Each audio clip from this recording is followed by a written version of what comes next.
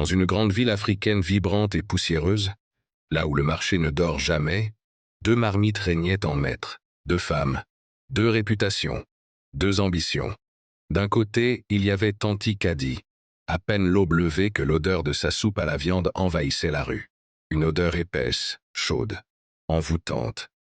Sa baraque en tôle était petite, mais la foule ne désemplissait jamais.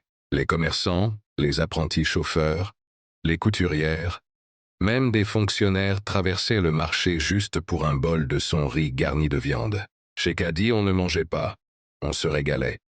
De l'autre côté de la ruelle, sous un manguier fatigué, se tenait la table de Tantinma. Elle vendait de la sauce feuille, verte, épais mélange d'herbes pilées, d'huile et de légumes. Elle cuisinait bien, oui, mais sans sel. Les mécaniciens du garage voisin venaient parfois, surtout ceux qui évitaient le piment. Quelques vieux diabétiques s'asseyaient aussi sur son banc branlant. Mais la plupart du temps, ces marmites refroidissaient lentement, sous un soleil impitoyable. Chaque jour, Numa levait les yeux vers la cohue chez Kadi.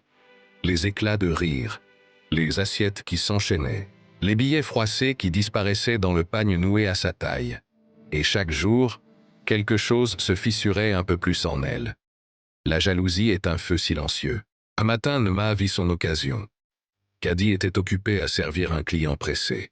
La vapeur montait en nuages épais. Personne ne regardait. Numa s'approcha.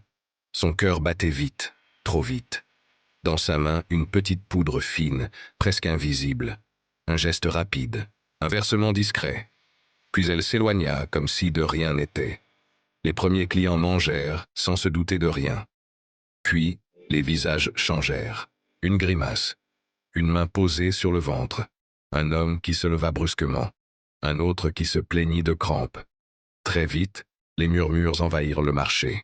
La sauce de Kadi a tourné. J'ai mal au ventre. Quelque chose ne va pas. Le lendemain, la foule avait disparu.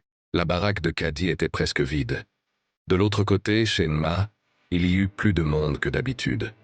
Des clients hésitants, méfiants, qui tentaient autre chose. Mais son riz sans sel, sa sauce fade ne séduisaient pas. Il revenait lentement chez Kadi. Car malgré tout, sa cuisine restait la meilleure. Nma s'énerva alors. Cette fois, elle ferait pire.